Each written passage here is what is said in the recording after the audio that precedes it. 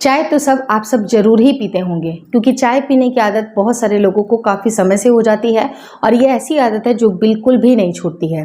तो आज की इस वीडियो में मैं आपको एक छोटी सी ट्रिक बताऊंगी। अगर 3 चीज़ों को आपने अपने चाय में मिला करके पीना शुरू कर दिया तो आपका चाय चाय नहीं बल्कि अमृत भी बन जाएगा।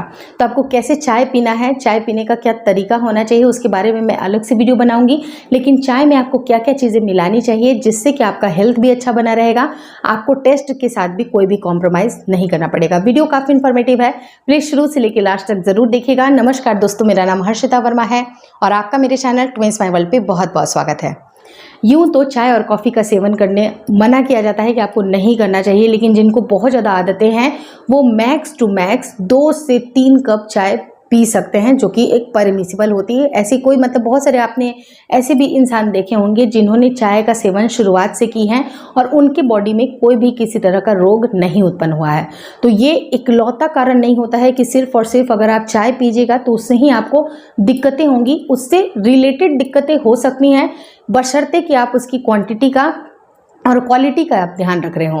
क्योंकि कई बार क्या होता है, बहुत ज़्यादा अगर फ्रीक्वेंसी अगर आप चाय की लेते हैं, जैसे कि दिन भर में 10-10 कप अगर आप चाय पी रहे हैं, तो आपको लगता है कि आपका हेल्थ बिल्कुल सही होगा। बिल्कुल नहीं, सही हो ही नहीं सकता है।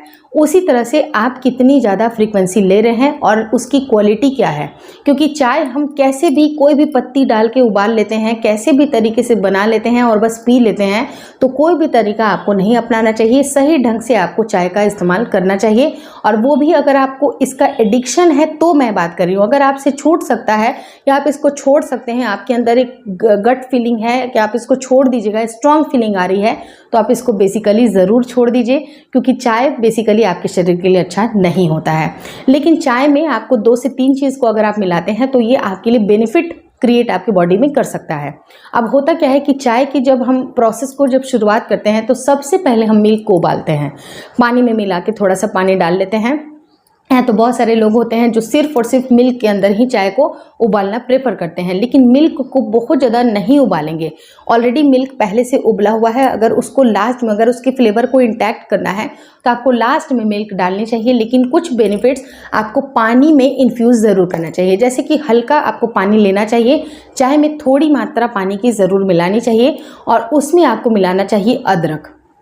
अगर आप चाय में अदरक लेते हैं तो उससे आप करते क्या हैं कि आप अपने बीपी के रिस्क को कम करते हैं, हार्ट हेल्थ आपका अच्छा होता है, डाइजेशन इंप्रूव होता है। और इस टाइम जो बरसात का सीज़न चल रहा है तो ऐसे केस में आपकी इम्यूनिटी बढ़ती है, यानी कि अदरक में काफ़ी अच्छे एंटीऑक्सीडेंट्स होते हैं, जिसको अगर आप पानी में इन्फ्यूज़ करते हैं तो उसकी गुणवत्ता चाय में चली जाएगी।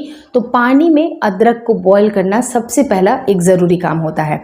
लेकिन उसके साथ ही साथ जैसे कि अगर आप सिनेमन का इस्तेमाल करते हैं, जैसे कि जो दालचीनी होती है उसमें भी काफ़ी एंटीऑक्सीडेंट प्रॉपर्टीज़ होती हैं, एंटी इन्फ्लेमेटरी होती हैं। जिन महिलाओं को पीसीओडी पीसीओएस की समस्या है, जिनको वेट मैनेज करना है, उनके लिए भी सिनेमन का इस्तेमाल करना बेहतर होता है। तो सिनेमन के भी अपने एक अलग फ़ायदे होते हैं जो कि आपके डाइजेशन को इम्प्रूव करते हैं, कोलेस्ट्रॉल के लेवल को कम करते हैं।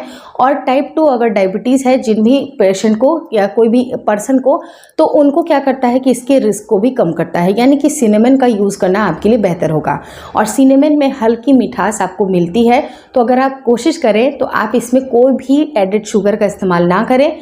अगर सिनेमन को आप एज इट इज़ ही इस्तेमाल करते हैं, उसके पाउडर को या उसकी जो डंडी होती है उसका अगर इस्तेमाल करते हैं तो हल्का फ्लेवर या हल्का मिठास आपको मिल जाता है, that is more than enough. क्योंकि शुगर आपके लिए एक स्लो पॉइजन का काम करती है। शुगर का आप अगर नियमित इस्तेमाल करते हैं, जैसे मान लीजिए कि आपको 3 से 4 कप चाय पीने की आदत है और हर एक कप में आपने 1 से 1.5 चम्मच चीनी मिलाया, और उस चीनी का असर लॉन्ग टर्म पे जैसे आपने 4 मिलाया तो ऑलरेडी 6 चम्मच चीनी आपकी बॉडी में चला गया, वो भी चाय के रूप में, जिसकी जाने की कोई आवश्यकता नहीं थी, जिसको कोई ज़रूरत नहीं थी। इसलिए चाय आपको उतना नुकसान नहीं करता है जितना आप इसको गलत तरीके से बनाते हैं। आप किस तरह से इस्तेमाल कर रहे हैं, किस तरह के प्रोडक्ट का भी इस्तेमाल कर रहे हैं, वो भी देखना काफ़ी इंपॉर्टेंट है। Last but not the least, आपको इलायची को ज़रूर डालना चाहिए। इलायची भी हमारे मूड को इन्हांस करती है। अगर जिनको नॉजिया वोमिटिंग की शिकायत होती है उनके लिए भी काफ़ी अच्छा होता है, उनको थोड़ा सा इनके मूड इम्प्रूव होते हैं, डाइजेशन भी अच्छी होती है और इसके अंदर भी काफ़ी अच्छे एंटीऑक्सीडेंट्स होते हैं, एंटी फंगल प्रॉपर्टीज़ होती हैं, एंटी बैक्टीरियल प्रॉपर्टीज़ होती हैं। तो इलायची को भी टाइम टू टाइम अपने खानों में ज़रूर शामिल करें। और अगर चाय बना रहे हैं तो इसका टेस्ट भी इन्हेंस होता है, साथ ही साथ इसकी गुणवत्ता, जो आप अपने चाय की गुणवत्ता है उसको भी आप इन्हेंस कर रहे हैं। तो पानी में आपको ये सारी चीज़ों को इन्फ्यूज़ कर देना चाहिए। उसके बाद पत्तियों के साथ इसको अच्छी तरह से बॉयल आने के लिए आपको बहुत ज़्यादा स्ट्रॉन्ग चाय नहीं पीनी चाहिए। बहुत सारे लोग जो बहुत ज़्यादा स्ट्रॉन्ग चाय पीते हैं उनकी क्या होती है, एक टेंडेंसी हो जाती है, एक आदत हो जाती है। तो ये एडिक्शन आपको नहीं रखना है।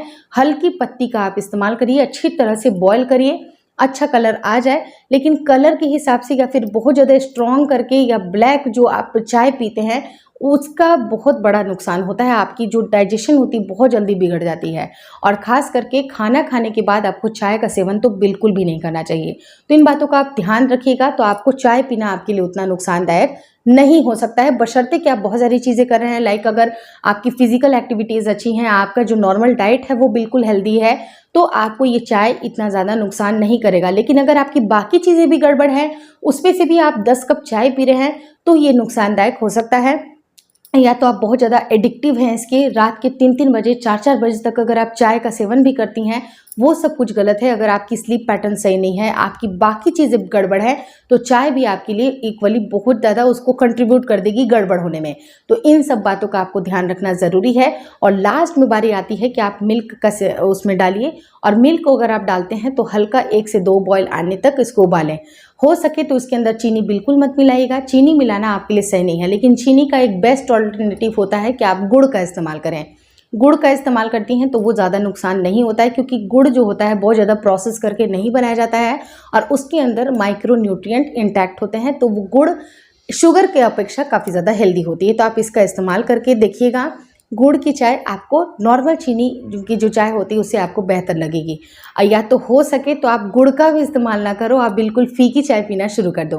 तो ये सारी चीज़ें जो मैंने आपको बताई, ये 2 से 3 चीज़ अगर आप अपने चाय में मिलाती हैं या मिलाते हैं, तो आपकी जो चाय है वो नॉर्मल नहीं बल्कि उसकी गुणवत्ता जब आप देते हैं तो आपकी बॉडी में एक अलग एनर्जी मिलेगी, और ये आपको बीपी में भी राहत मिलेगी, आपके शुगर को भी कंट्रोल करने में और आपका वेट मैनेज करने के लिए भी सही रहेगा। होपफुली आपको ये वीडियो काफ़ी अच्छी लगी। अगर अच्छी लगी, बताने समझाने का तरीका अच्छा लगा, तो प्लीज़ लाइक कर दीजिएगा। चैनल पे नए हैं तो चैनल को ज़रूर शेयर और सब्सक्राइब करें, और मुझे इंस्टाग्राम पे और फेसबुक का जो मेरा पेज है उसको लाइक और शेयर करना बिल्कुल ना भूलें। Thank you so much for watching twins my world.